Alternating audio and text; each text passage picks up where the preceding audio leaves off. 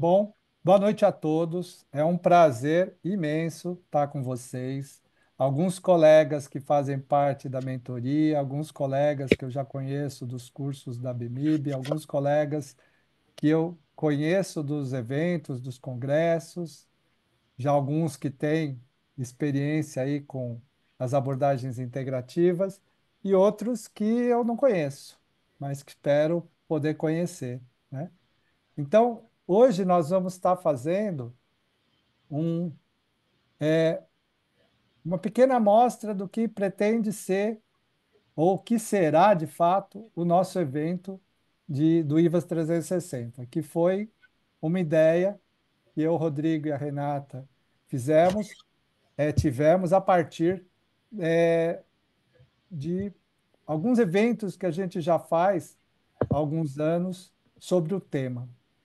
Então, hoje, né, só para quem não nos conhece, cada um de nós três vai estar falando alguma coisinha, né, que vai com certeza acrescentar para vocês no dia a dia do consultório. É um presente que a gente está dando para vocês para não só nos conhecer, mas também para que vocês possam abrir um pouco a cabeça em relação àquilo que a gente chama de abordagem integrativa para as vias aéreas. Então, boa Boa noite, noite a todos. meu nome é Milton Takeuchi. Eu vou pedir aqui para depois a Rosana só mutar todo mundo para que a gente possa fazer a aula, né? Ela vai ter uma dinâmica bem ágil, né? Nós temos para poder todos os três falarem. É, E aí, ao final, eu vou fazer a minha aula vai ser a final, a primeira vai ser a da Renata, né? Depois o Rodrigo e eu, por fim, vou fechar. E eu queria só dizer para vocês, então, que assim, a gente vai direto, a gente não vai ter muito tempo para interagir, mas para que a gente possa estar fazendo uma aula mais legal aí de conteúdo para vocês. Então, já de cara, sem mais delongas, eu vou pedir para a Renata começar com aquilo que ela preparou para essa noite de hoje, né? E já passar a palavra para ela e parar de falar aqui para que vocês possam aproveitar. Muito obrigada, doutor Milton, pela palavra. Meu nome é Renata Scatena, eu sou médica pediatra. É um prazer estar aqui com vocês. E quando estávamos pensando no tema inicial dessa nossa aula, me veio a importância, numa abordagem, numa visão integrativa, da gente revisar, repensar a nossa anamnese, algo que aprendemos lá na graduação, na faculdade, e o que a gente pode acrescentar para que o nosso olhar seja cada vez mais apurado, mais refinado, e quanto mais dados a gente tiver, melhor a gente consegue montar esse quebra-cabeça.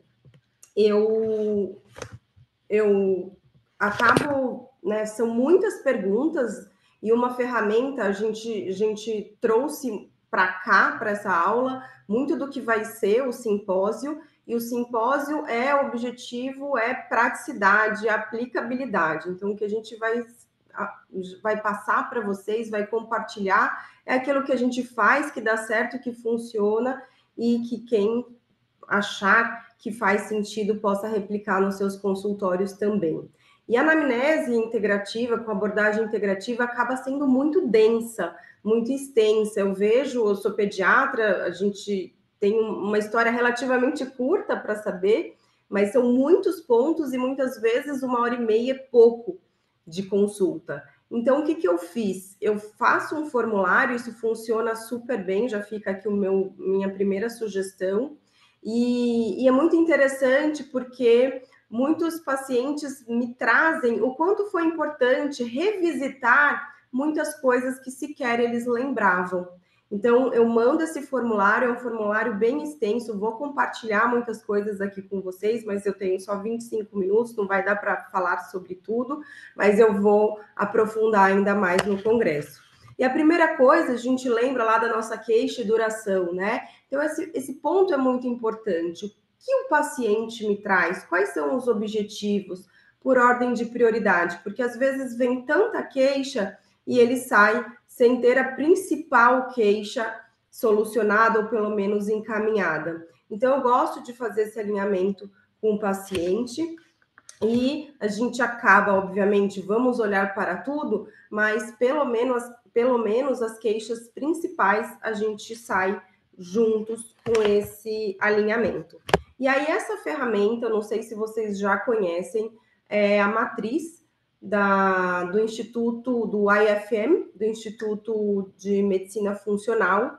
E quando eu comecei a pensar desta forma, colocando o meu paciente dentro dessa matriz, eu consegui muito mais canais de organização de raciocínio lógico. Ao invés de ficar tudo segmentado, a gente entende que tem tudo, uma coisa vai interferindo na outra. Então, eu apresento essa ferramenta que, para mim, foi um divisor de águas, compartilho com vocês e eu vou passar aqui como que a gente coloca na prática essa ferramenta no nosso dia a dia, tá? Então, a primeira coisa, a gente vai começar lá atrás, na nossa história, nos nossos antecedentes,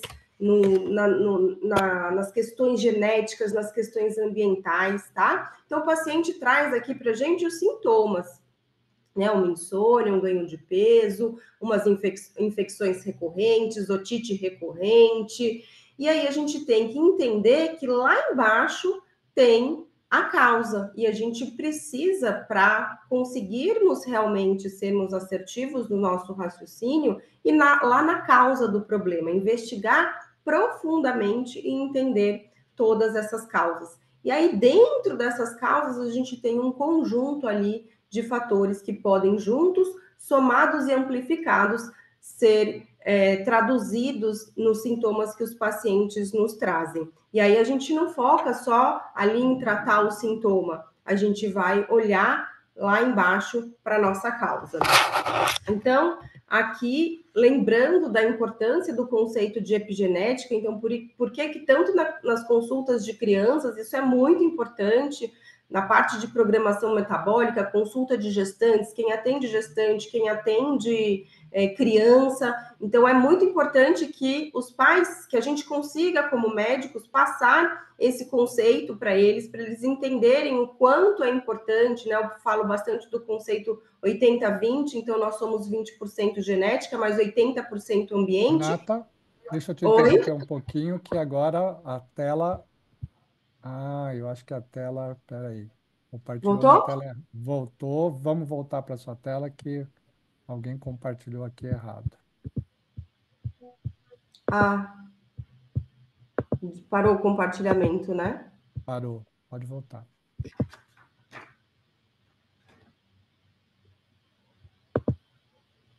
Voltou?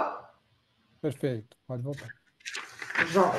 Então, aqui o slide de epigenética, então isso é muito importante que a gente passe para os nossos pacientes, entendendo que o que aconteceu lá atrás, né, pelo menos perpetua para mais 2 até 3 gerações. Trouxe aqui até esse artigo super interessante mostrando do efeito da dieta paterna na espermatogênese. Então, para nós pediatras sabermos como que é o estilo de vida deste casal antes de engravidar vai ser muito importante. Então, essa anamnese precisa ser bem detalhada mesmo. E aqui a gente já sabe hoje a importância do microbioma. Vamos falar sobre infecções de repetição, infecções, alergias, e não tem como falarmos em doenças alérgicas, em infecções, sem olharmos para o microbioma dessa criança. E quando a gente olha esse microbioma que está sendo construído ao longo da vida, desde a gestação, a gente tem que entender sobre os hábitos dessa mãe, né? Então, como que é o hábito intestinal dessa mulher na época que ela estava engravidando?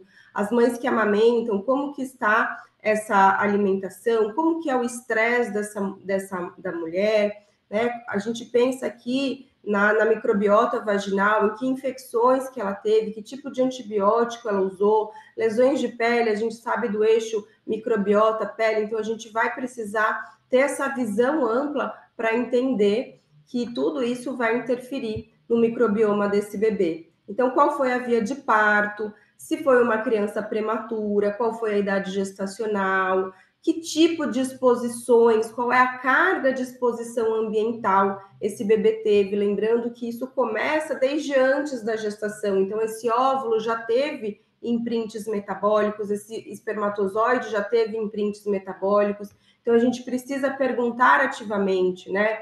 Teve uso de drogas, usou vapes, hoje é muito comum, né? Então a gente tem que introduzir, incluir tudo essa avaliação bem detalhada na nossa prática.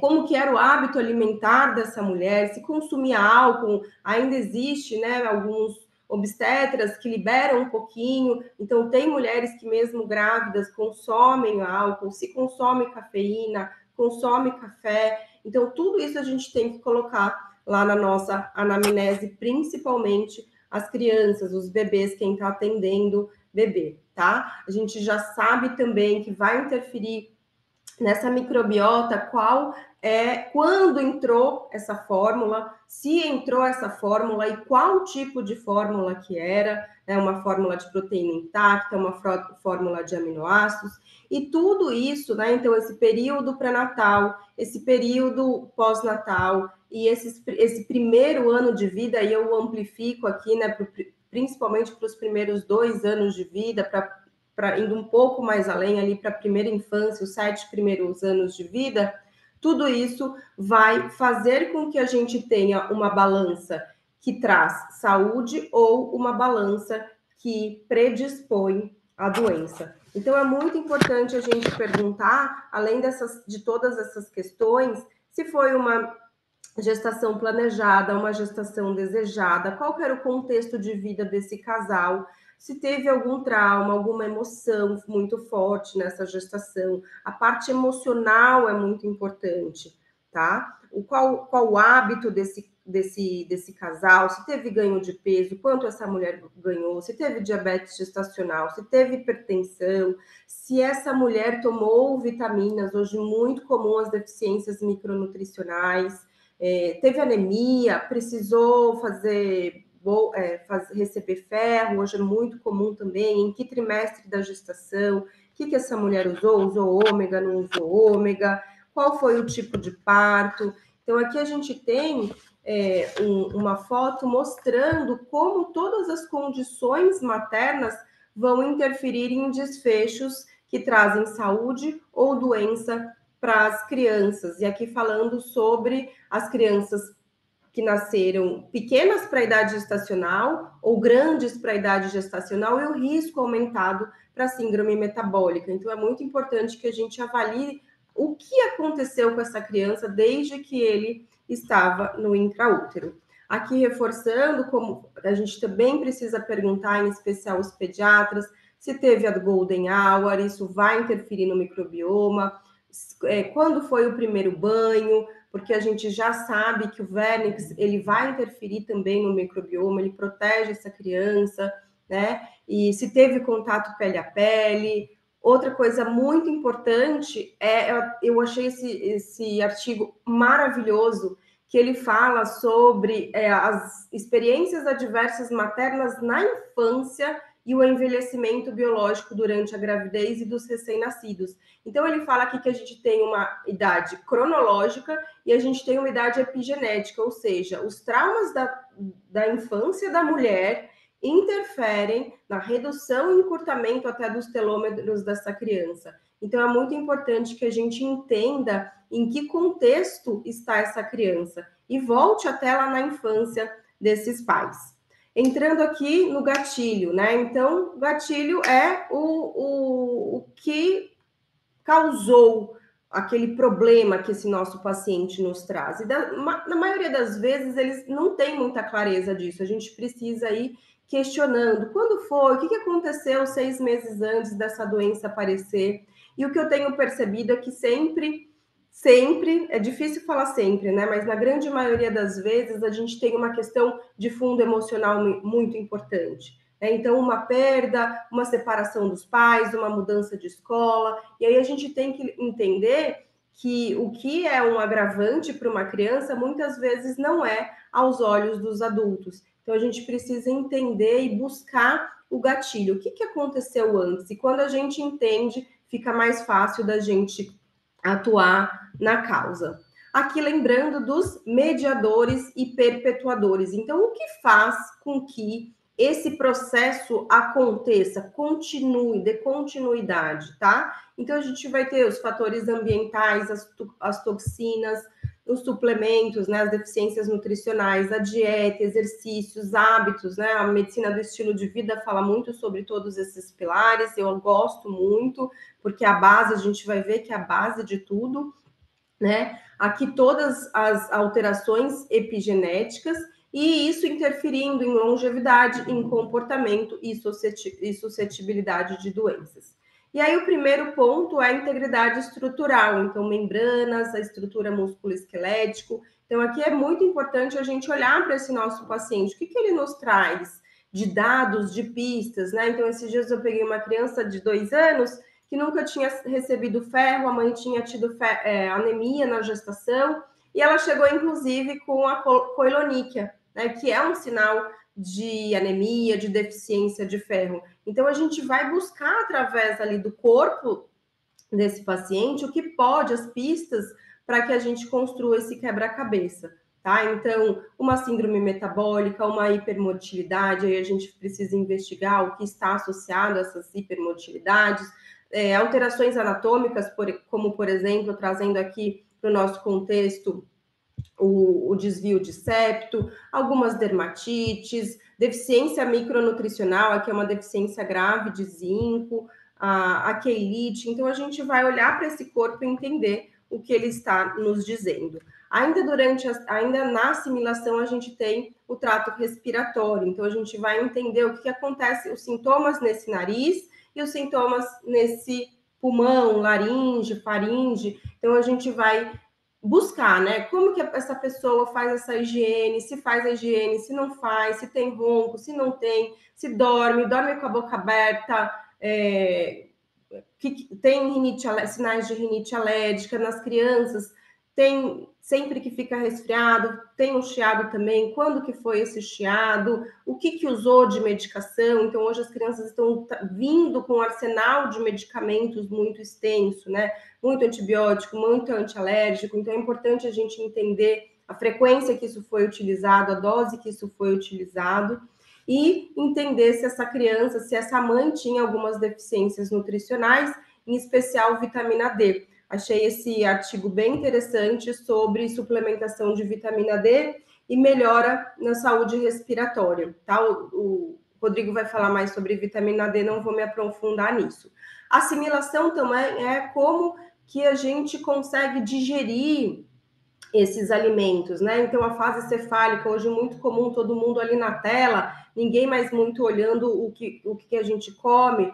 Então, perdemos essa fase cefálica, a digestibilidade, muito uso de omeprazol. Então, a gente tem que perguntar ativamente, porque às vezes faz tanto parte ali da rotina que essa pessoa não traz medicamento porque já foi incorporado, né? Então, uso de omeprazol muito frequente, a gente tem que pensar ali na hipocloridria, investigar como se sente depois que come, se tem distensão abdominal, como que é, se tem eructação, gases, se piora depois que vai num churrasco, aí a gente tem que pensar mais em hipocloridria. Então, a gente tem que pensar aqui tudo na parte de enzimas. Lembrando que não podemos deixar de falar de microbioma. Microbioma vai ser um assunto que a gente vai aprofundar bastante. E o microbioma, a microbiota, também é muito importante para a digestão. Aqui mais um artigo de microbiota mostrando toda a sua relação com as doenças crônicas não transmissíveis. E a microbiota é construída desde a gestação. Uma atenção especial às crianças, às pessoas que estão dentro do espectro e que eles têm muitas deficiências, carências de enzimas, eles têm uma imunodesregulação também, tem maior chance de desbiose, tem maior chance de desbiose fúngica, mais chance de sensibilidades alimentares. Então, é um grupo que a gente tem que dar uma atenção especial para a assimilação. E aqui uma coisa muito importante, né? Eu tenho também essa foto no meu consultório, eu mostro, eu peço para mostrar, Porque quando eu pergunto lá no checklist, todo mundo, Renata, tá ótimo o meu intestino. Aí quando eu vou ver, por exemplo, aqui, esse daqui tem fermentação, essa criança.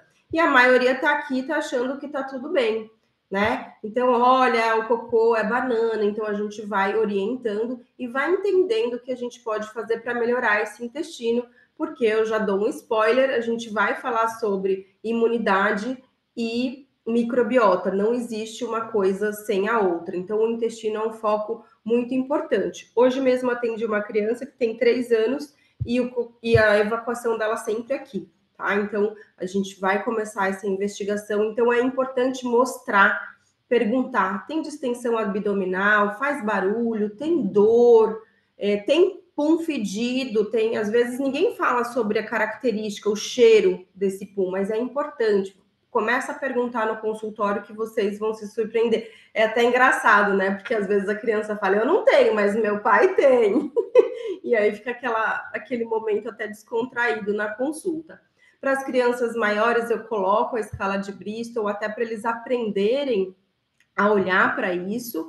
Aqui, mostrando a defesa e reparo. Então, pele, via aérea e intestino, nossas barreiras, os nossos fortes. Então, a gente precisa entender que eles, em desequilíbrio, eles vão trazer uma resposta mais pró-inflamatória e vão desregular esse nosso sistema imunológico. Então, mostrando aqui a importância da gente aprofundar as nossas perguntas nesses 3 pontos. Gosto muito também desse artigo, é um dos meus slides de aula, e é onde eu mostro para os pais a relação entre um intestino que está permeável e a hiperestimulação aqui desse sistema imunológico, e mostrando que a gente pode transbordar aí sintomas para todos os lados. Aqui, ainda em defesa e reparo, a gente tem que considerar sistema imunológico, inflamação, infecções e microbiota, então perguntar sobre todo o histórico infeccioso. Lembrando das vitaminas, a gente fala muito de vitamina C, mas a gente precisa de todas essas vitaminas para que o nosso sistema imunológico, a nossa resposta imune inata e adaptativa funcione. A central de energia também é um ponto importante, então quando a gente pensa em mitocôndria, hoje muita gente com fadiga, né, estresse, isso é muito frequente, então a gente entender o que pode prejudicar a nossa mitocôndria é importante, tá? Então a nutrição, fatores extrínsecos, medicações, fatores genéticos e todos essas vitaminas, esses minerais, para que a gente pense na desregulação, na disfunção mitocondrial. Lembrando aqui que isso é tão comum que hoje a gente tem uma infertilidade, né? O OMS alerta que 1 em cada 6 pessoas é afetada pela infertilidade no mundo, e a infertilidade aumentando também é um sinal que a gente está com essa mulher em disfunção mitocondrial, porque a gente precisa, nesse processo todo, de muito ATP, né? Então, a gente tem que olhar para esses filhos dessas mães com esse olhar, considerando que o nosso DNA mitocondrial é um DNA materno. Aqui, só para a gente relembrar todos os nossos ciclos, né? O metabolismo dos macronutrientes, o ciclo de um folato, o ciclo da metionina, todos os nossos ciclos, aqui, na verdade, tetrahidrobiopterina. Então, mostrando a importância do equilíbrio micronutricional, vamos falar bastante sobre isso no simpósio, e aqui falando de biotransformação e eliminação. Então, as cargas, né? O que entra de muito tóxico no nosso corpo, que hoje é muita coisa mesmo. Em especial, aqui só lembrando que a Anvisa libera que tenha algum grau de contaminantes, de restos de insetos, por exemplo, no alimento. Então, é com esse olhar detalhado que a gente precisa entender. Aqui lembrando ainda, né, dos poluentes, dos plásticos, já estamos encontrando plásticos na placenta, então nanoplásticos, então é importante que a gente pergunte como essa criança, onde eles armazenam esses alimentos, se é mamadeira de plástico, e aí nas nossas consultas a gente vai tentando entender. Outra coisa que é muito comum são os metais. Então, muitas panelas de alumínio, por exemplo, e eu sempre pergunto: tem panela riscada em casa? Tem. Aí eu vou coletar metal alto na família inteira, alumínio alto na família inteira. Que tipo de peixe que comem? A gente dosa mercúrio, tá? Em alguns casos a gente dosa chumbo também, e aí é importante que a gente consiga fazer esse rastreamento a partir de uma boa anamnese. A comunicação, então, sistemas endócrinos, neurotransmissores, sistema imunológico. E aqui eu faço um alerta para o cortisol, acho que hoje é uma questão que afeta aí todas as idades, lembrando que as crianças hoje também têm uma rotina de muito estresse, de muita atividade, uma agenda muito cheia, é tudo muito rápido, e aqui eu reforço a importância da gente perguntar sobre a rotina, sobre os horários, o que ela faz, o que ela deixa de fazer. Quando a gente vai ver, é muito estresse, né? Mesmo para uma criança. Então, esse é um ponto muito importante. E o que a gente vem aqui de clínica? Aquele paciente que tem manchas no corpo, manchas roxas, está se sentindo mais fraco, o limiar de tolerância ao estresse diminuiu, mais irritabilidade. E tem um que eu sempre pergunto, tá acordando de madrugada? Aquele paciente que acorda lá 1, 2 da manhã e não consegue mais dormir. Então, ele está fazendo ali pico de cortisol. Então, é importante que a gente investigue. Aqui no sistema de transporte, a cardiovascular e sistema linfático, é que eu trago para a gente aprofundar aí nas patologias, né, nas perguntas que vão nos guiar para patologias da adenoide, do sistema amigdaliano. E aqui no final, considerando o centro, que é o equilíbrio entre mental, emocional e espiritual. Muitas vezes isso fica deixado de lado, né? O espiritual, às vezes a gente nem pergunta. E muitas vezes eu pergunto para os meus pacientes, e eles falam: nossa, estou esquecendo disso, né? E é uma coisa que eu gosto. Então, até um sinal de alerta para eles repensarem sobre as próprias prioridades. Tá? Aqui mostrando sobre o gráfico, sobre a questão da saúde mental das crianças, dos adolescentes, algo que vem aí estourando, em especial por conta das telas.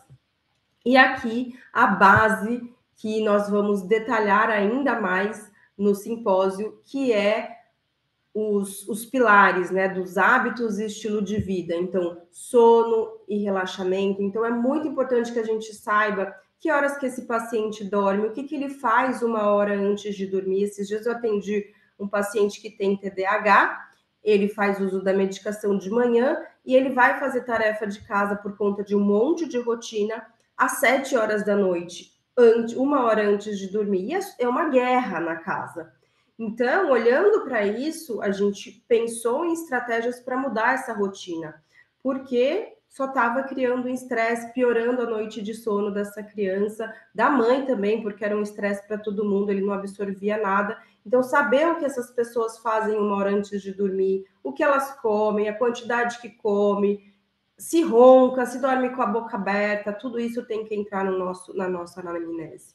Qual prática de atividade física, que tipo de atividade física, qual que é a frequência, qual que é a intensidade, tomar até cuidado com os excessos, né? Nada mais, nada menos. Então, é importante que a gente entenda isso. A nutrição fundamental, né? Então, saber o que esse paciente coloca no prato, qual que é o proporcionamento. Às vezes, o que eu tenho visto, muito carboidrato, quase nada de proteína e uma folhinha de nada de alface. Então, saber o que ele come, a hora que ele come, com quem que ele come, como que é essa refeição, qual a experiência alimentar desses pais, isso é muito importante na pediatria, né? Às vezes tem pais que sofreram desordens alimentares e eles vão trazer isso como bagagem, então a gente precisa saber para saber manejar.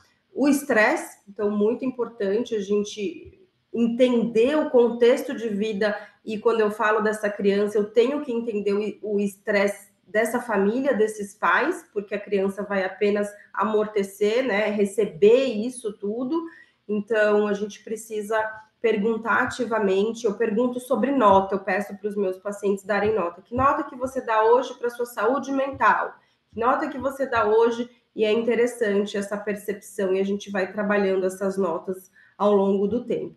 E relacionamentos. Então, isso é muito importante. Como que a gente se relaciona, se tem uma questão, né, e a gente já fica de olho ali para os transtornos do neurodesenvolvimento, se tem alguma dificuldade de se relacionar, então, se tem tempo, essas crianças estão tendo tempo de qualidade com os pais, e aqui eu até colocaria mais um que tem na medicina do estilo de vida, que é evitar ou eliminar os vícios, e hoje eu colocaria aí as telas, atrapalhando em todos esses pilares, e infelizmente, de uma forma muito forte, inclusive na infância. Então é importante a gente saber que horas que essa criança, esse adulto assiste, a quantidade, se é na TV, se é no tablet, se tem TV no quarto, se ele fica sozinho, se tem supervisão. Então, tudo isso é super importante. Estourei já o meu tempo, prometo que aprofundarei muito mais nas aulas do simpósio e será um prazer recebê-los lá mais uma vez. Muito obrigada, gente. Eles fazem esse negócio agora virou moda, né? Muito bem. Eles... Agora, pessoal, eu vou pedir para o Rodrigo começar aqui para que a gente possa otimizar o tempo. Como a gente falou, a gente vai estar três pessoas falando e nós vamos mandar brasa. Então, vamos aguardar aqui o compartilhamento da tela. Já estou vendo, Rodrigo. Tá com a tela cheia, tá Rosana, aparecendo. isso, Rosana, Legal. pode. Legal. Boa noite a todos, pessoal. Um prazer enorme estar aqui. Obrigado pela confiança de todos, de estarem presentes aqui conosco, os colegas otorrinos, pediatras, algumas outras especialidades que também estão aqui presentes, com interesse cada vez maior e crescente na medicina desses temas voltados a uma visão mais integrativa, né, dos nossos pacientes. Antes de iniciar, né, deixa eu me apresentar para quem não conhece. Meu nome é Rodrigo Guizardi, eu sou especialista em otorrino, docente da Universidade de Marília, da disciplina de otorrino, né, e há pelo menos 10 anos me aprofundo bastante em cursos, pós-graduações e estudos nessa visão integrativa do nosso paciente. Para quem não tem uma ideia, quando a gente usa o termo integrativa, isso não quer dizer uma especialidade nova, alguma coisa. As especialidades são as mesmas, um é pediatra, outro é otorrino, outro é cardio. Integrativa é a maneira da gente enxergar o nosso paciente como um todo, que, aliás, deveria ser uma obrigação de todos os médicos em todas as especialidades, tá? A integrativa, ela tem inúmeras ferramentas que a gente pode utilizar nos nossos pacientes. A ferramenta que eu escolhi para a aula de hoje é a vitamina D, né? Que tem milhares de artigos científicos nos sites de pesquisa médicos, milhares de artigos há de muitos anos, né? Com a questão da pandemia, ganhou mais notoriedade ainda, porque todo mundo começou a buscar mais informação. Eu acho fundamental, independente de especialidade médica, que todos os médicos se capacitem com essa ferramenta, que é muito interessante, né? E pasme, né? No ano de 2025 é muito comum encontrar ainda colegas, às vezes, que tem aquele link da vitamina D relacionado com o metabolismo do cálcio exclusivamente. E tem muita informação legal sobre a vitamina D que a gente pode agregar como prática no consultório. Então, a ideia de hoje é a gente voltar para a prática, o que já amanhã vocês já podem começar a usar no consultório de vocês. Seguinte, por favor.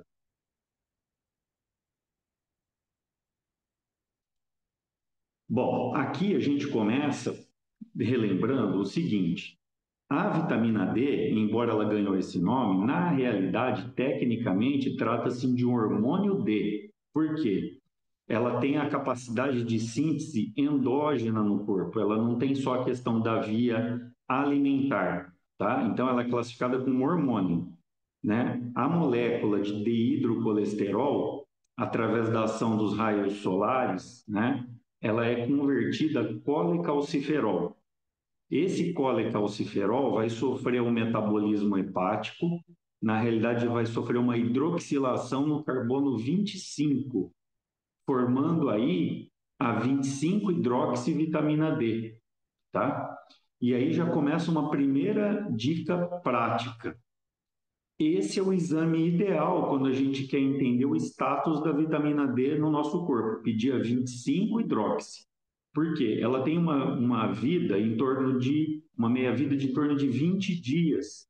Então, ela tem uma estabilidade maior, então ela dá uma informação mais aprimorada do status que a nossa vitamina D se encontra, tá? Essa 25-hidroxivitamina D, ela é inativa e ela é convertida nos nossos rins na 1,25-hidroxivitamina D, por uma hidroxilação do carbono 1. E aí, essa 1,25 que é a forma ativa da nossa vitamina D. Essa, a gente só dose em casos muito especiais, por exemplo, um paciente com insuficiência renal, tá? Senão não convém, porque ela tem uma vida muito rápida, de 2 a 3 dias. Então, ela não dá uma ideia do status sistêmico da vitamina D, tá bom? Uma outra dica prática, essa hidroxilação, tanto hepática quanto renal, a enzima que faz isso, uma hidroxilase, ela é altamente dependente de magnésio. Então, é muito importante que os pacientes estejam com status adequado de magnésio ou que sejam submetidos à suplementação de magnésio, que eu vou ensinar isso lá no nosso simpósio, como é que suplementa magnésio. Porque ele é um cofator fundamental para esse sistema todo aí que eu acabei de apresentar girar de maneira adequada. Seguinte, aqui eu vou fazer um resumo até para todos entenderem como é que a questão daquela ideia pequena da vitamina D que é útil para o metabolismo ósseo, como isso mudou com os milhares de artigos. Então aqui eu fiz só um pequeno compilado, tá? Para vocês terem uma ideia, os receptores de vitamina D, que são denominados VDR, eles foram identificados em praticamente todo o genoma humano, né? Ou seja, todos os sistemas orgânicos, eles têm ação, de alguma forma, da vitamina D na sua forma ativa. Ela tem, claro, que a função mais conhecida, a função na homeostase do nosso cálcio. Ela trabalha na modulação, na produção de interferon gama, na modulação do fator de necrose tumoral e de interleucinas inflamatórias. Então, ela evita aquele boom inflamatório, que em alguns processos isso pode acontecer nos nossos pacientes. Ela produz uma imunomodulação, sobretudo em linfócitos, macrófagos e células dendríticas. Ou seja, outro processo central numa resposta imunológica adequada, quando a gente quer modular a imunidade dos nossos pacientes. Um incremento significativo na imunidade celular inata ao promover transcrição de peptídeos antimicrobianos, que são denominados catelicidinas e defensinas. Para relembrar, este primeiro, as catelicidinas, elas têm uma função de danificar as membranas celulares de bactérias agressoras, bem como danificar os vírus, especialmente aqueles vírus envelopados, como, por exemplo, o SARS-CoV-2. Seguinte.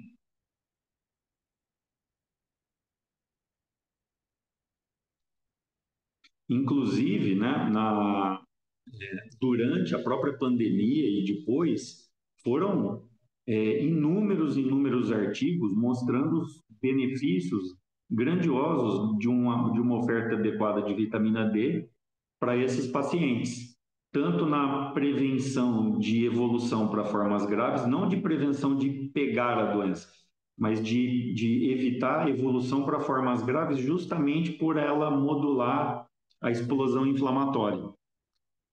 As defensinas, elas promovem a quimiotaxia de células inflamatórias e aumentam a expressão dos nossos genes que estimulam os antioxidantes endógenos do nosso corpo. A vitamina D, na sua forma ativa, ela modula e evita a resposta imune exagerada, denominada de tempestade inflamatória. Como eu dei o exemplo, mas tem vários, do que acontecia com os pacientes na fase inflamatória grave da COVID. A vitamina D, ela promove um aumento significativo na atividade das células natural killer, que tem uma reconhecida atividade antiviral e também anticancerígena. A vitamina D induz apoptose e reduz angiogênese em células malignas. Ela modula a resistência à insulina, né? E isso é uma das, né, estratégias que a gente utiliza muito na otorrino com visão integrativa, especialmente naqueles pacientes apneicos que têm obesidade, eles têm resistência à insulina, nos pacientes otoneurológicos, enfim. Outra ação das mais interessantes é a modulação da resposta TH1. Para o sistema imune nosso estar bem equilibrado, ele precisa ter um equilíbrio entre as duas vias inflamatórias, TH1 e TH2. Quando existe um desequilíbrio com uma predominância TH1, esse paciente ele passa a ter uma tendência a desenvolver as doenças autoimunes, né? Então, dentre várias estratégias que nós adotamos dentro da visão integrativa, a otimização do nível sérico da vitamina D, ela modula o TH1 e promove um equilíbrio da autoimunidade no paciente, fazendo com que ele exija menos medicação imunossupressora, tá? Uma outra ação interessante é um aumento importante da força muscular.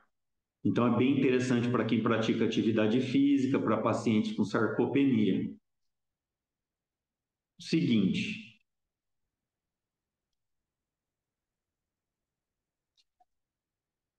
possíveis, aqui eu estou usando o termo possíveis, porque existem os nossos artigos, mas não consideram uma densidade significativa. Mas na prática, muitos colegas têm usado com excelentes resultados, tá? Baseados nesses artigos. Então, possíveis nas doenças otoneurológicas, né? As VPPBs de repetição, neuronite, vestibular, Meniere. Eu aqui, pessoalmente, eu utilizo, eu tenho um resultado muito bom com essa ferramenta. Desordens do metabolismo ósseo, né? Como já foi dito. A vitamina D é muito útil em pacientes com depressão, tá? E doenças autoimunes. As doenças autoimunes, como eu falei, ela modula a resposta TH1 e existem inúmeros artigos relacionando níveis baixos de vitamina D com piora dos sintomas depressivos. Então, uma das coisas que nós devemos observar nos pacientes com diagnóstico de depressão, e às vezes está com polifarmácia, é o terreno biológico. E um dos detalhes a serem corrigidos é a otimização do nível sérico da vitamina D, tá? Outra ação que está bem documentada na literatura é os benefícios para a hipertensão arterial sistêmica, tá? Porque a baixa vitamina D, ela causa uma ativação inapropriada do sistema renina, angiotensina, aldosterona. Outro benefício é a suplementação de vitamina D para as gestantes, para manutenção de nível sérico em níveis adequados. Então, é muito importante para o desenvolvimento fetal e artigos demonstrando, por exemplo, diminuição de possibilidade de evolução para diabetes tipo 1, ali na criança. Eu não citei aqui, mas tem artigos, por exemplo, com menor possibilidade de desenvolvimento do vírus sincicial respiratório ali nos primeiros meses de vida, tá? Dicas importantes para a gente estar atento no consultório, tá? Lembrar que idosos, tá? Todos esses que eu vou citar aqui são pacientes de alto risco para cursarem com deficiências mais graves, tá? Então, pacientes idosos, pacientes de pele escura, paciente com síndrome de má absorção de gorduras, obesidade, insuficiência renal, tudo isso a gente tem que estar bastante atento porque tem muito risco, tá? Não está escrito aí, mas todo mundo que está assistindo a plateia, a aula agora, tá fator de risco. O médico é fator de risco porque o médico fica numa caverna que chama consultório o dia inteiro e não toma sol, tá? Então, dosem a de vocês. Seguinte,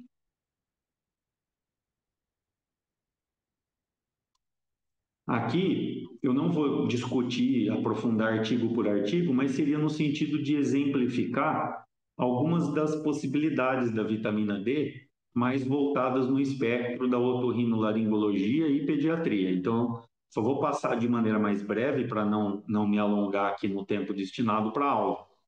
Então, esse primeiro artigo aqui mostra a associação entre vitamina D, né, e o advento de otite média aguda. Seguinte,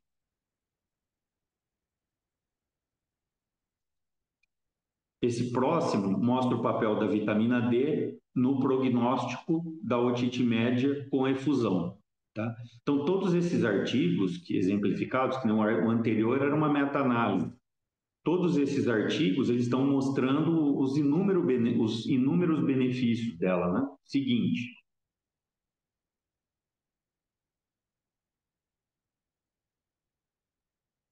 outro artigo interessante, suplementação de vitamina D reduz o risco de otite média em crianças propensas. Né? Seguinte,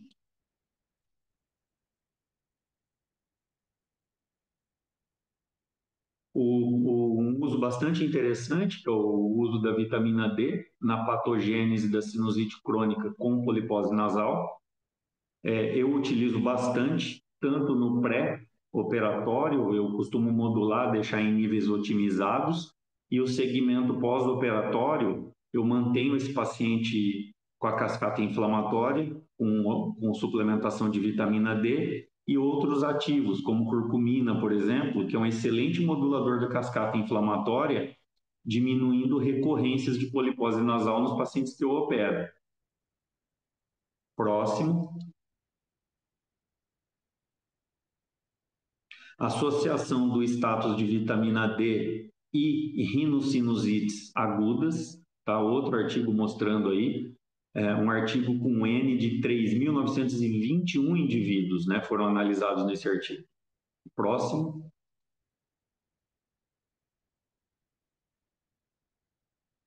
Papel da vitamina D na rinocinusite crônica, então um outro artigo aí de revisão, de meta-análise, mostrando também os benefícios, tá? Eu falei já para vocês que pessoalmente eu utilizo, e não é de hoje, faz bastante tempo que eu utilizo, e os resultados são dos mais interessantes. Seguinte.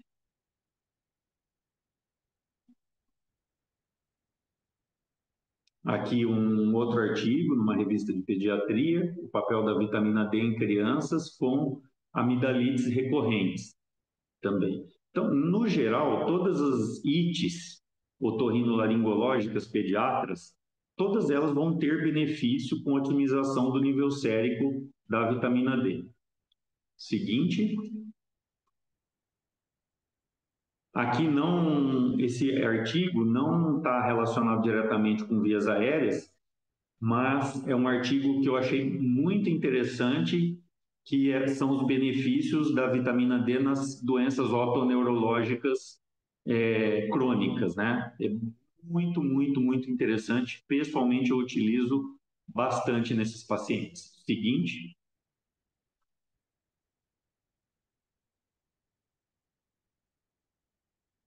Aqui um outro artigo mostrando o uso de doses altas de vitamina D em pacientes internados em UTI, né? Mostrando também benefício do uso agudo de doses mais altas, uma dose aguda para estabilização, mudando, de certa forma, a evolução desses pacientes. Seguinte. Aqui um outro artigo de revisão mostrando os benefícios da suplementação da suplementação de vitamina D nas infecções do trato respiratório inferior. Seguinte. Esse aqui acho que é o último artigo. Até agradeço a Renata, ela me compartilhou esse artigo aqui, eu achei maravilhoso. Deficiência de vitamina D no sangue do cordão umbilical está associado a bronquiolite causada pelo vírus sincicial respiratório. Então, vocês verem a importância da questão do terreno biológico materno na questão dos 1000 dias ali, né, que são fundamentais, né, para a criança, desde o desenvolvimento intraútero até no desenvolvimento ali no primeiro ano de vida. Seguinte. Bom, aí vamos para a parte que todo mundo gosta, todo mundo espera. Como é que nós vamos fazer isso aí amanhã no consultório, tá? Aqui é o seguinte, quando a gente olha aquela tabela de necessidade diária, né? Ainda eu escrevi aí, ó, discutível, né? A gente olha que, em média, para crianças, 400 unidades dia seria ok para você fazer reposição de vitamina D. E 1000 unidades ao dia para adultos, tá? Porém, quando a gente vai suplementar, significa que é um paciente que não está com os níveis ideais de vitamina D. O que a gente entende como nível ideal de vitamina D? Entre 40 e 80, tá? Vocês vão escutar aulas que o colega está colocando entre 40 e 60, 40 e 90, então pode ter alguma pequena variação. Mas os laboratórios colocam assim, normal acima de 20, né? Quer dizer que se tiver 21, está tudo bem, a vida que segue. Não, não está, tá? Então, nível ideal significa um nível que você consegue gozar de todos os benefícios em literatura da vitamina D sem qualquer possibilidade de problema. Não há risco algum uma suplementação de vitamina D que você mantenha os pacientes entre 40 e 80, tá? E como é que a gente faz? A dica prática, né? Então, pegamos um paciente que está com nível fora do ideal, ali para baixo. Então, a gente prescreve, Rodrigo, tá? Dica prática.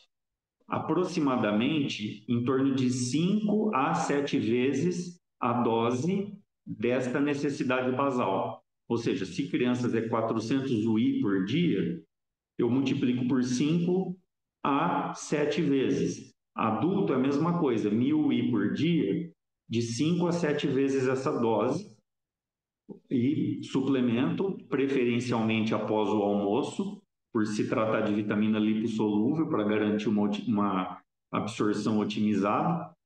Prescrevo por em torno de 90 dias, repito o exame em 90 dias, e aí a gente ajusta para uma dose menor de manutenção. E isso é importante, porque senão você suplementa, corrige, em poucos meses ela está baixa, igual o carro, precisa colocar gasolina com uma recorrência. Senão você consome e abaixa de novo, tá bom? Essa dose de manutenção tem que atentar para a individualidade bioquímica. Então, minha dose de manutenção vai ser diferente da do Milton, que é diferente da Renata. Então, a gente tem que tatear qual seria a dose, tá? Quando monitorar pelo PTH? Pessoalmente, eu não fico pedindo PTH para todo mundo. Eu monitoro pelo PTH quando, em casos de doenças autoimunes, a gente costuma manter o paciente com nível sérico um pouco mais alto. Eu, Rodrigo, entre 80 e 100, quando é doença autoimune, tá? No máximo 120, mas em média entre 80 e 100. E a gente monitora pelo PTH, ou seja, a gente atingiu o nível sérico ideal quando o PTH está no quartil inferior da normalidade, tá? Então, nunca abaixo da normalidade. Quando o PTH atingiu o quartil inferior da normalidade, é que você encontrou o nível sérico ideal. Para a vitamina D, significa que ela está agindo de maneira plena em todos os receptores VDR expressos em todo o nosso genoma. Então, esse que é o recado. E quando usar a vitamina K2, tá? Pode usar em todo mundo que está suplementando D? Pode. É seguro? É seguro. Do ponto de vista prático, o que eu, Rodrigo, faço? Até para não onerar o paciente desnecessariamente. Em crianças eu não costumo utilizar, salvo um caso muito especial, mas de praxe eu não utilizo, mas não está errado, quem quiser utilizar. Eu utilizo em suplementação de pacientes adultos que vão fazer o uso de dose para manutenção, ou seja, dose é, é permanente. Aí eu associo com a vitamina K2, tá? E é interessante especialmente em grupos de risco, né? Idosos, tá? Mulheres que estão entrando na menopausa, também é bastante interessante para garantir um direcionamento correto do cálcio para a matriz óssea. Seguinte,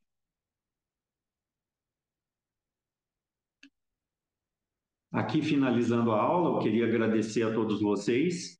Eu deixo aqui os contatos pessoais para quem tiver alguma questão, alguma dúvida, quiser conhecer outros cursos que eu ofereço aqui na clínica, e ficamos à disposição e reforço o convite a todos vocês para estarem presentes lá conosco, que vai ter muita dica prática para usar no consultório de todo mundo. Muito obrigado.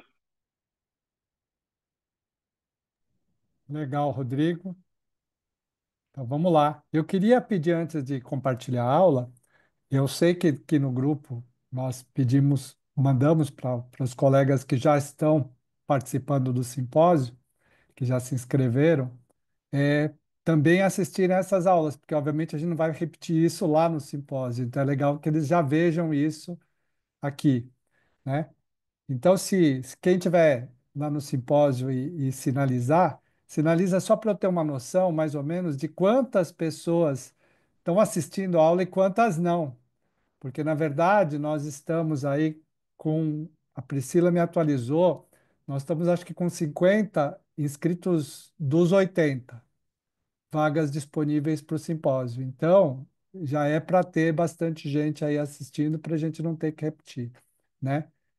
Nós não vamos falar isso de novo, como eu estava dizendo. Então, se vocês tiverem acesso aí, puderem digitar, digitem aí para a gente, só para a gente ter uma noçãozinha e ter uma noção de quantos estão aqui, quantos não estão dos que vão participar, né?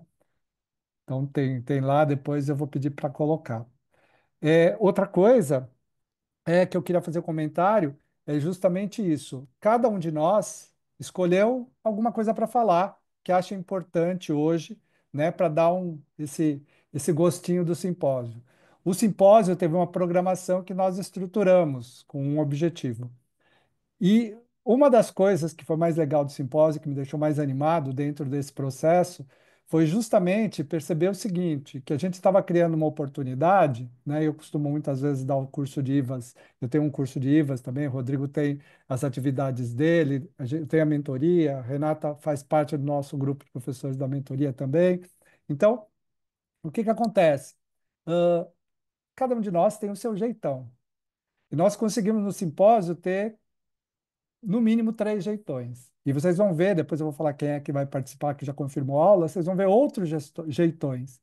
E a ideia do simpósio, né, é justamente dar dicas práticas, ou seja, falar o que a gente faz. Então, discutir alguns casos, nós vamos ter um espaço para discussão de casos, mostrar umas estratégias diferentes que podem ser usadas no dia a dia. Então, essa foi a pegada do simpósio, né? Ter muitos flashes de coisas interessantes, práticas, que podem ser usadas.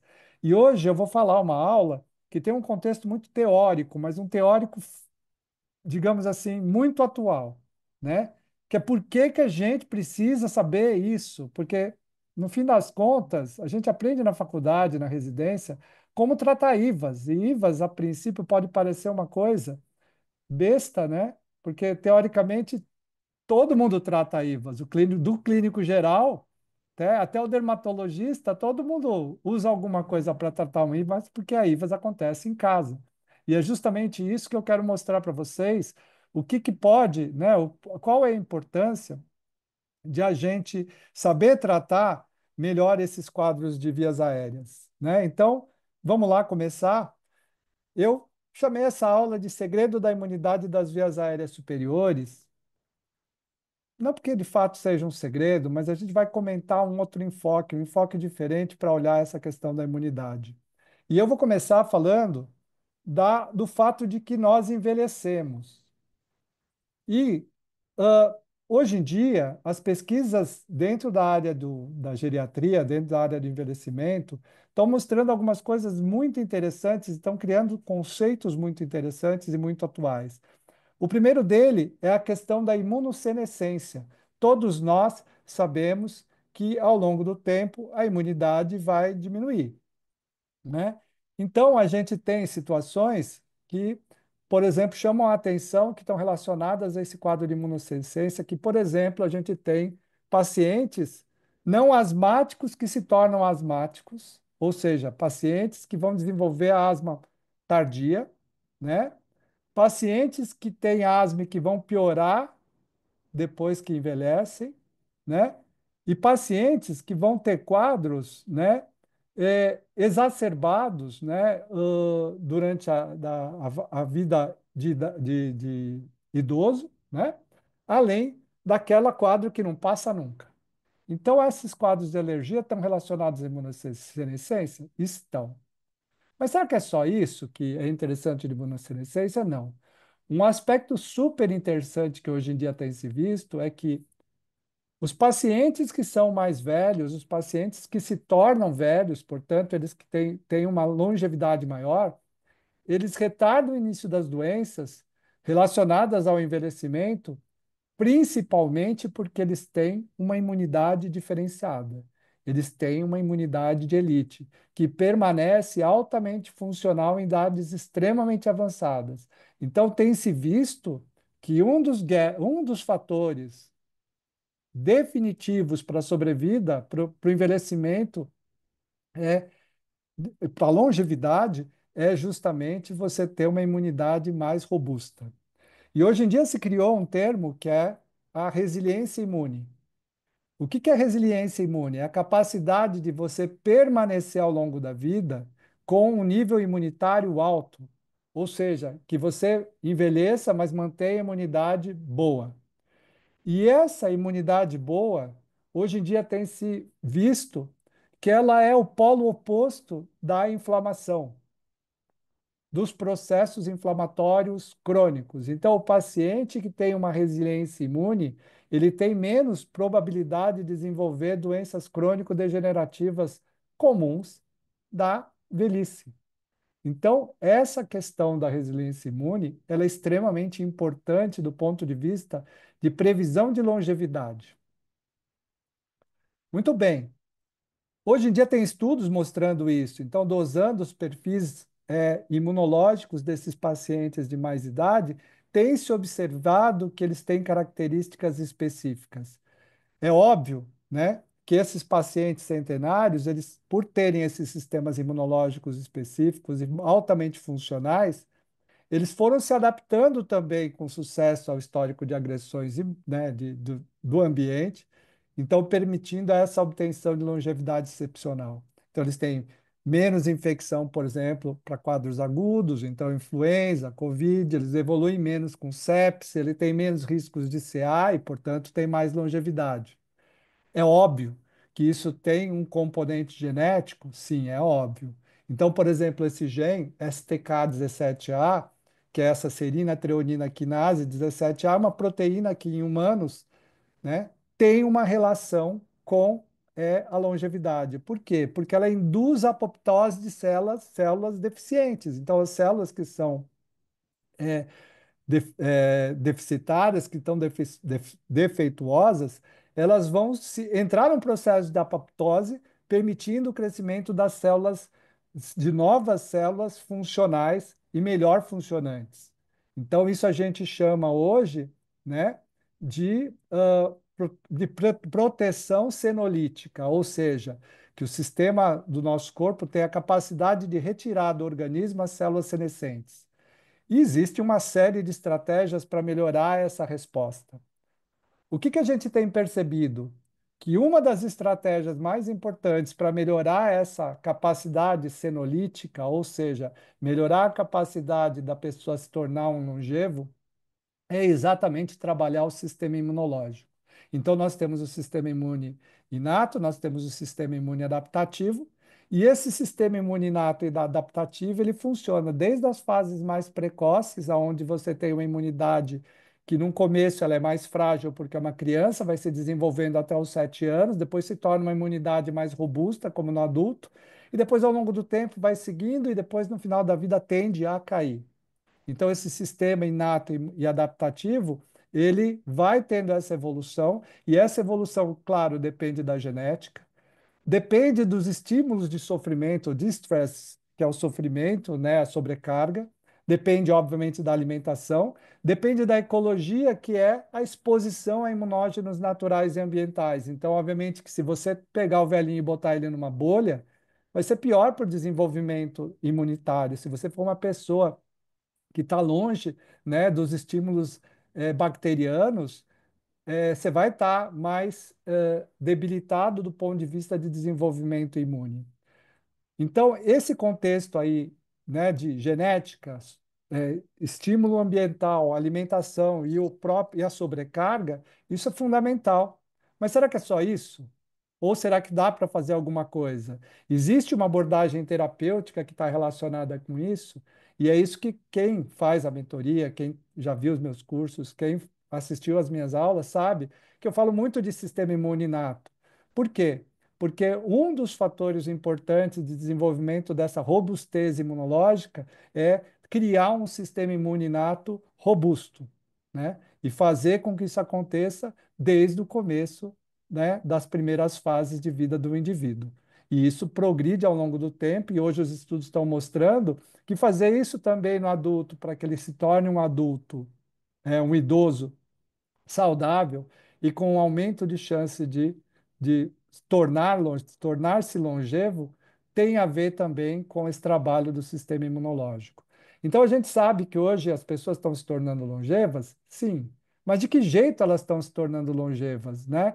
Então, no gráfico da direita, do lado do gráfico da esquerda, nós estamos vendo aqui uma pesquisa de 2019 com pessoas mais idosas, de 80 anos, e o grau e o número de doenças crônico-degenerativas que essas pessoas com 80 anos ou acima de 80 anos vão começar a ter. E o quanto no gráfico da direita, essa curva mais escura, o quanto isso é debilitante, ou seja, que as pessoas que têm esses problemas, esses quadros, o quanto elas não estão conseguindo ter atividades normais da vida, ou seja, que elas estão limitadas na qualidade de vida. Então, os idosos estão vivendo atualmente mais, mas com doenças crônicas, aumento de infecções e câncer. Esses idosos, eles estão polimedicados. São idosos que estão tomando aí 3, 4, 5, 6, 7, 8, 10 medicamentos ao mesmo tempo. E isso é uma coisa muito comum. A gente vê isso no consultório o tempo todo. Então, quando a gente começa a pensar o que pode ser feito para mudar isso, a gente cai no sistema imunológico, e para isso que a gente entenda o sistema imunológico e o que a gente pode fazer, a gente tem que entender que o idoso tem uma queda nessa da capacidade tímica de resposta, a gente tem uma série de alterações do sistema imunológico, como perda de função dos linfócitos T, perda de função dos linfócitos B, né? Mas principalmente a gente tem uma questão aí que está grifada, né? Que é o inflammaging, que é o quê? A inflamação relacionada à idade. A gente pode olhar para quem viu as aulas da mentoria e viu aquele índice INL, que é a relação neutrófilo-linfócito, quando ela está muito alta, você tem uma tendência a um estado inflamatório em detrimento de uma capacidade imunológica. Então, isso é muito comum no idoso, é muito relacionado às doenças neoplásicas, doenças crônico-degenerativas, e tem a ver com esse inflammaging. Então, por que a gente está falando isso? Porque o sistema imunológico, se a gente está falando de longevidade, o sistema imunológico ele conecta todos os sistemas também. Na verdade, todos os sistemas estão interligados, mas o sistema imunológico, dentro desse contexto do que eu estou chamando a atenção aqui, ele está conectando tudo isso. Muito bem. Então, o inflammaging é a situação onde você tem aquele quadro de aumento de citocinas, de produção de citocinas inflamatórias, que está relacionado à gordura visceral, você está relacionado ao aumento de permeabilidade intestinal, está relacionado à situação imunológica que se mantém inflamado ou uma diminuição do estado de resposta inflamatória, né? Então, o paciente não só não faz uma inflamação aguda funcional, mas mantém um quadro crônico, não consegue se livrar de infecções virais que se tornam crônicos, começa a manter células senescentes em quantidade maior, e isso, obviamente, acaba levando a um estado de senilidade mais precoce.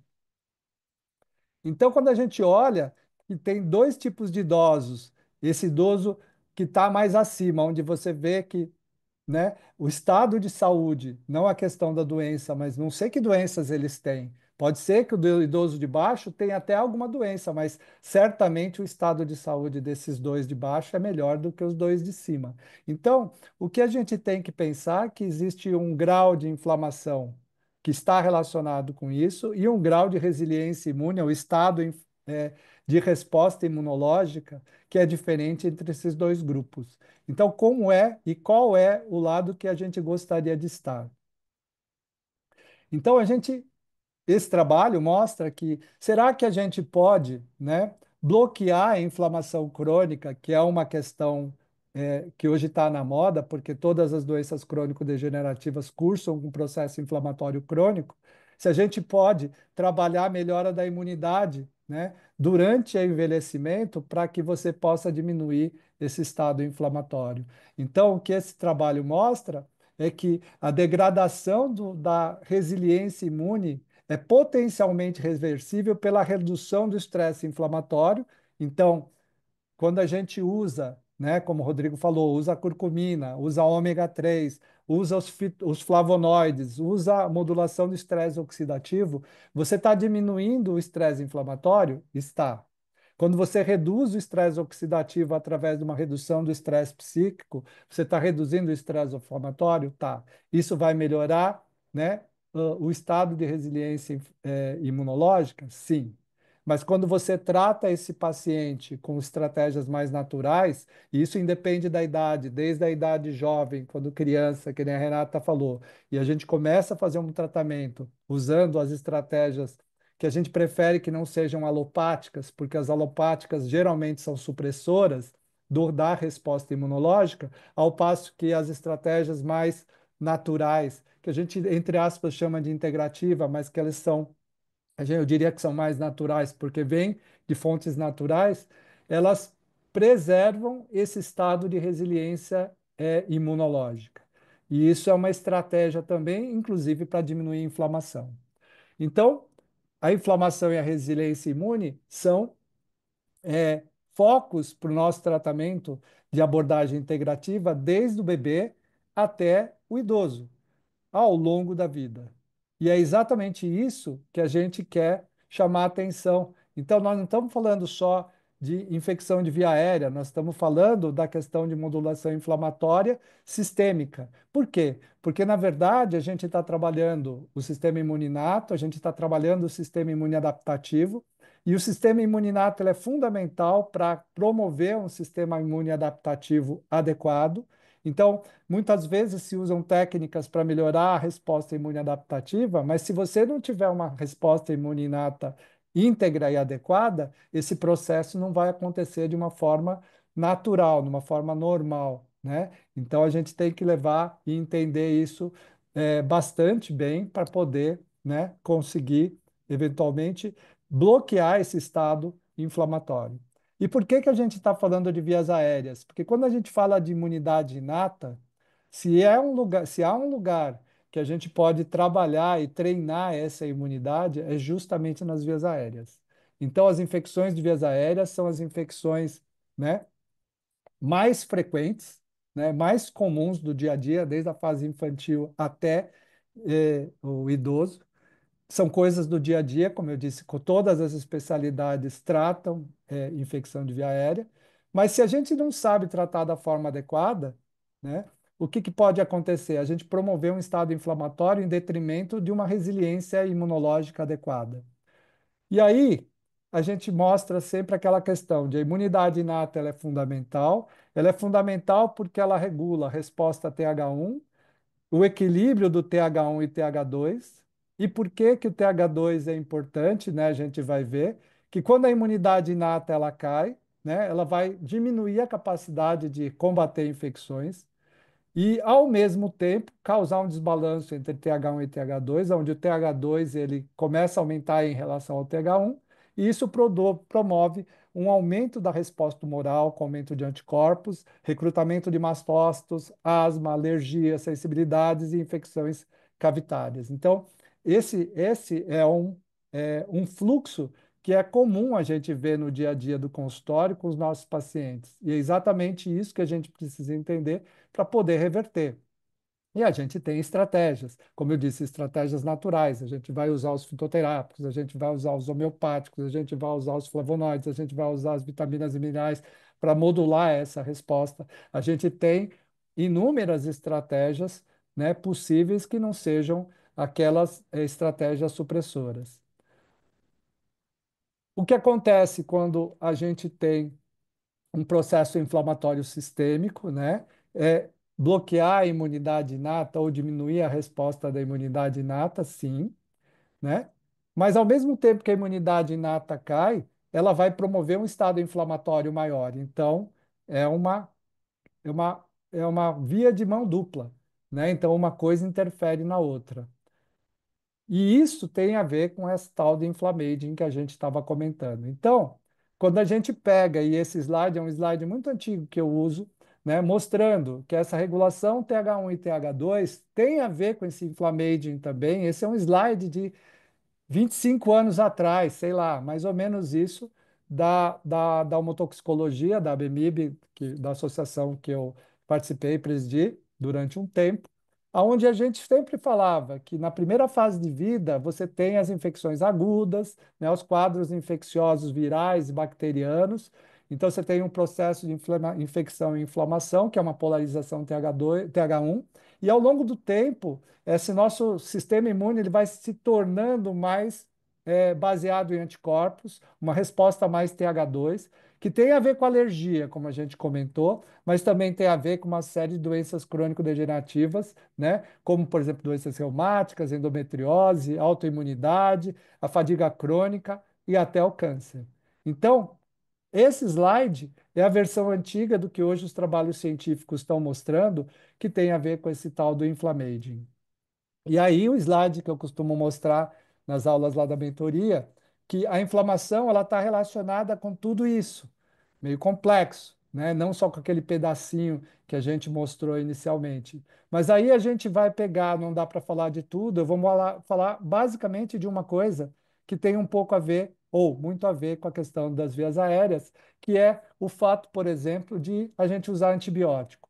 Então todo mundo sabe, né, que o antibiótico ele gera alguns efeitos colaterais, e um dos efeitos colaterais é a criação de resistência bacteriana, né? E dificultar o uso do antibiótico nas próximas utilizações. Mas não é só isso. Então, já há bastante tempo, a gente sabe que o antibiótico ele vai aumentar o risco de desenvolvimento de doenças alérgicas na fase mais velha depois, né? Então, já tem trabalhos, esse aqui é de 2018, que já mostra isso. E você tem trabalhos mais modernos, esse de 2022, né, elencando que a exposição antibiótico terápica pode levar a efeitos adversos de longo prazo nas crianças, e isso é uma revisão sistemática e meta-análise, mostrando o quê? Isso é o resumo do trabalho, mostrando aumento de dermatite atópica, de sintomas alérgicos, alergias alimentares, sinoconjuntivite alérgica, sibilância, asma, aumento ou ganho de peso e sobrepeso, artrite reumatoide idiopática juvenil, psoríase, transtorno de aspecto autista, transtorno de neurodesenvolvimento. Então, você vê uma série de coisas que podem ser é, cuja incidência pode ser aumentada, né, com o uso de antibiótico. Então, claro, a gente precisa pensar em evitar o antibiótico. Mas se a gente não vai usar o antibiótico, se a gente não vai, por exemplo, diminuir a febre de um paciente com antitérmico, ou será que a gente tem outras formas de tratar isso com medicamentos que não são tão supressores? Então, é essa a ideia de o que a gente precisa, como médico, conhecer. Não que a gente não vá usar antibiótico nunca, mas que a gente possa reduzir de uma forma significativa a necessidade de uso, para que a gente não tenha que ouvir o que eu muitas vezes ouço dos pacientes, que eles vão no pronto-socorro e o colega médico, clínico, pediatra, enfim, quem atendeu, viu o paciente que está com quadro de IVAS e fala assim: olha, o seu quadro é um quadro viral, mas por via das dúvidas eu vou te dar antibiótico. Então, é uma coisa assim que a gente fica até meio chocado com esse tipo de colocação, né? Se o quadro é viral, você está usando antibiótico para quê?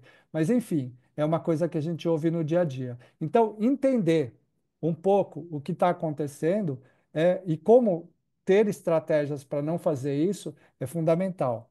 Quando a gente olha esse mapa, né, esse mapa da inflamação, e a gente olha lá do lado esquerdo, desbiose intestinal, SIBO, hiperproliferação de fungos, o que a gente vai pensar é que a resposta TH1 diminuída vai promover uma mudança, né? Porque a resposta TH1 vai atuar em cima da resposta imune do intestino também. Isso vai promover um aumento de possibilidade de desbiose intestinal por uma diminuição de resposta TH1, diminuição de citocinas estimuladoras da resposta TH1. Mas não é só isso, porque quando você tem a redução da imunidade inata, porque você é, não está treinando essa imunidade, a própria desbiose intestinal pode promover uma diminuição a mais da resposta imune inata. Então, por exemplo, quando você usa antibiótico e você depleta a flora bacteriana intestinal, você vai promover uma diminuição da imunidade inata também. Além disso, quando você tem a desbiose intestinal, você acaba polarizando a resposta TH2, ou seja, a desbiose intestinal promove um aumento da resposta alérgica desse paciente também. Então, veja aí a importância de você entender isso e saber que, por exemplo, toda vez que a gente usa ou vai precisar usar antibiótico, a gente tem que saber como moderar isso, como modular isso, né? E a gente pode, por exemplo, né? Então, enfim, lembrar sempre, eu uso antibiótico e eu devo usar um probiótico? Sim, que tipo de probiótico? Então, vai depender, obviamente, da estratégia que você está utilizando. E toda vez que você tem uma desbiose intestinal, ou você tem uma SIBO, ou você tem uma hiperproliferação fúngica, você está promovendo o inflammaging, mas você também está promovendo uma série de outros mecanismos, e tudo isso está sendo mexido, né? Como, por exemplo, neuroinflamação, aumento do estresse e vice-versa, né? Tanto a neuroinflamação pode aumentar a SIBO, e pode aumentar a desbiose intestinal, como vice-versa. Tanto o estresse pode aumentar a desbiose intestinal, como a desbiose intestinal pode aumentar o estresse. Hoje em dia, você tem os psicobióticos, que são os probióticos que estão focados em ajudar a modular o sistema nervoso. Então, vocês vejam essa relação, como ela é importante. Então, aí vem a pergunta. Tá bom, eu entendi isso e essa é a ideia da aula. Entender por que que a gente precisa como médico, né, ter pelo menos essa noção, né, de que IVAS é uma doença comum, mas faz diferença a forma como a gente aborda. É legal a gente saber, né, tratar isso de uma forma melhor. Então, essa é a mensagem inicial dessa abordagem. Por quê? Porque, como vocês viram, né, todos nós queremos ficar velhos, mas a gente quer ficar velho, né, funcional. A gente não quer ficar velho com uma série de doenças, tomando uma série de remédios, tendo, né, que, vamos dizer assim, tapar, o sol com a peneira, né, e não cuidando da causa.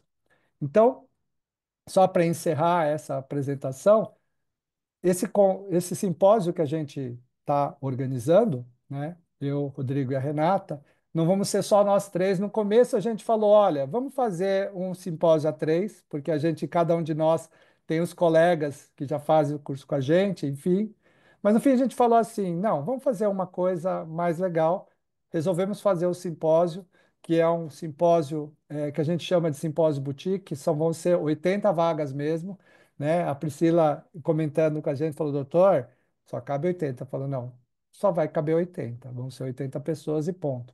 E nós chamamos algumas outras pessoas outros colegas para complementar a programação. Então, nós estamos com a Aline Garrido, que é uma fonoaudióloga que fala sempre e é uma expert em fotobiomodulação, que é um dos temas que a gente vai abordar lá.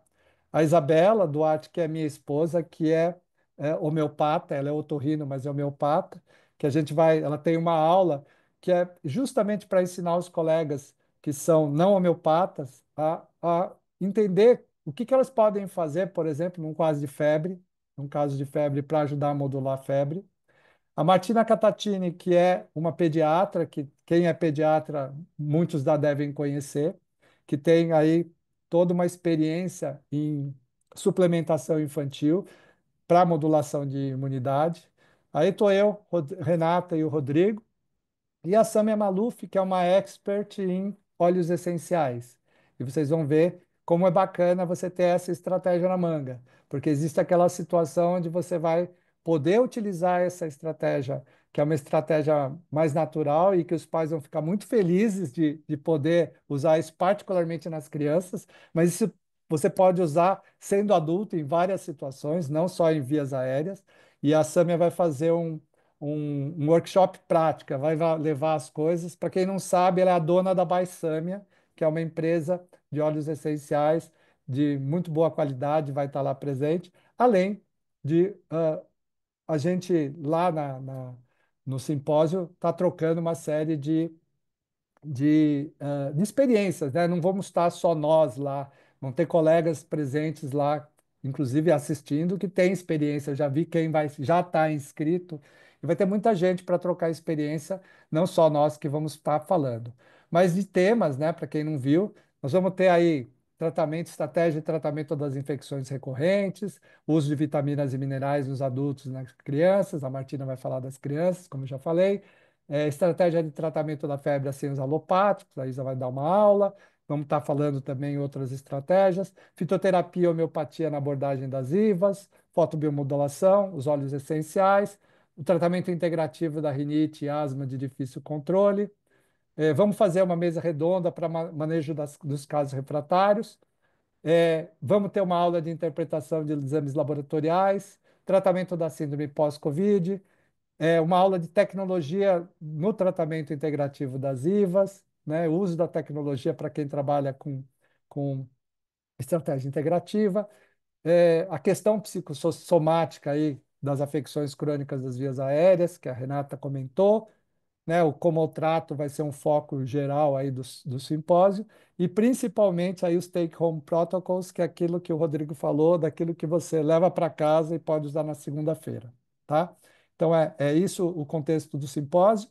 Uma outra coisa que eu ia falar é que não pus aqui, mas eu e o Rodrigo vamos estar fazendo uma imersão de injetáveis na clínica na sexta-feira. Não é o assunto aqui, mas vou só colocar para quem trabalha e gosta dessa área, né, no grupo lá depois vocês podem perguntar. E, por fim, é só contar para vocês, né? Então, o nosso evento ele já está nessa situação. Então, o simpósio ele tem aí os 50. Nós, só para explicar, nós fizemos em lotes, esses 4 lotes têm, né, tinham valores diferenciados. E hoje nós estamos com 50 inscritos, se não me engano, a Priscila me passou, está isso em torno disso. E então nós já estamos no terceiro lote. E cada lote são 20. Então, 20 no primeiro lote, 20 no segundo, 20 no terceiro, 20 no quarto. São 80 pessoas, como eu falei. E o que aconteceu? Que o segundo lote já foi, né? 50. Então, teoricamente, aí nós temos 10 do terceiro lote, nesse valor de 1.400, mas a gente estava comentando aqui, o que a gente vai fazer é o seguinte: ah, nós estamos finalizando, finalizando não, agora nós estamos partindo para a fase de definir alguns detalhezinhos lá do espaço, enfim, tal, de quem vai estar lá. Vão ter algumas empresas lá que vão trazer umas coisas legais para vocês verem. Estamos pensando aí em que surpresas nós vamos fazer durante o evento também. Tem umas coisas bacanas. Como eu disse, o evento presencial sempre é legal, porque a gente tem muita coisa que dá para fazer num evento presencial, né?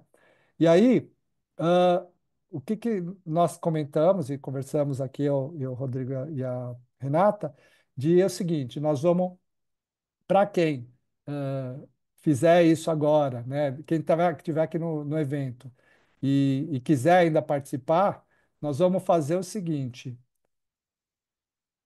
Ups. Nós vamos manter, nós vamos manter o valor de segundo lote, tá? Então, nós vamos estender esse período de valor de segundo lote aí para os próximos dias. E assim, na verdade, quem tiver a fim de fazer, quem achou legal, espero que vocês curtam.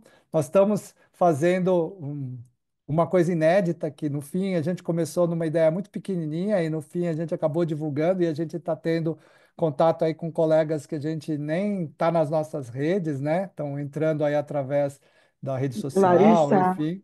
eu não Então tem eu vários, não preciso.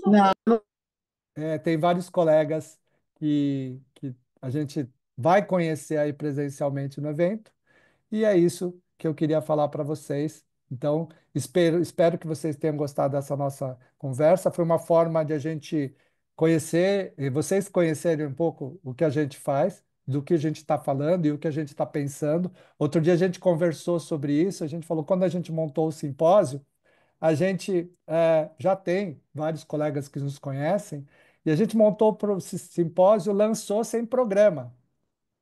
E um monte de gente se inscreveu sem saber o que a gente ia falar. Então agora a gente já tem o programa está sendo divulgado, né? E aí sim que nós lançamos. Então a gente, teoricamente, né, a pessoa que estava ajudando a gente a organizar a comunicação desse evento ia lançar na, hoje, na Masterclass, né? O evento ia ser lançado na Masterclass.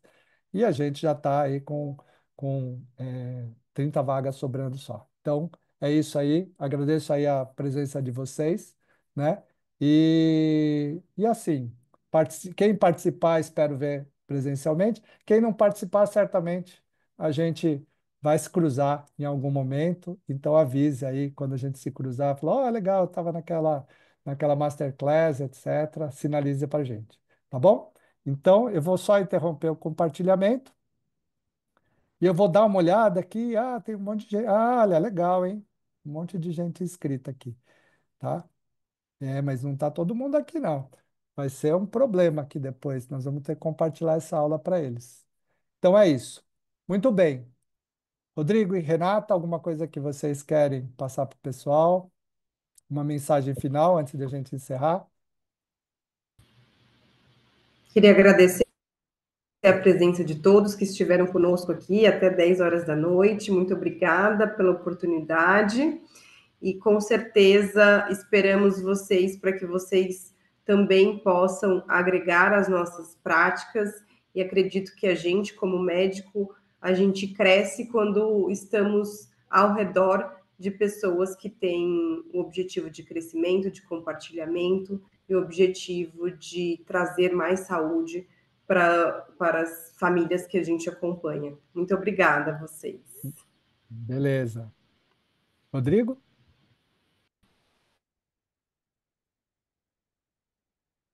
Ah, tá mutado, Rodrigo.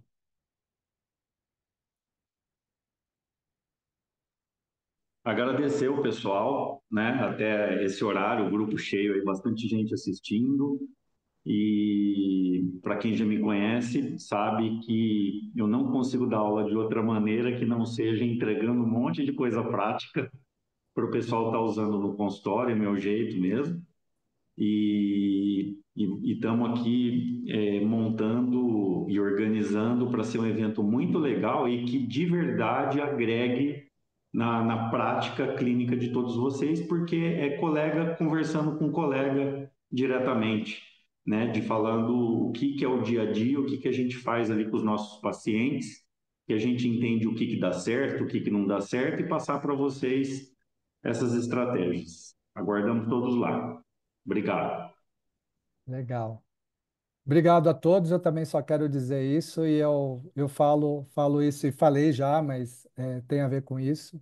Falei, olha, no mínimo, vocês vão aprender a tratar IVAs para vocês e para suas famílias, porque isso eu acho que é uma das coisas mais importantes que a gente pode fazer, né? Saber se tratar e tratar a nossa família, tá bom? E de brinde a gente aprende a tratar os nossos pacientes.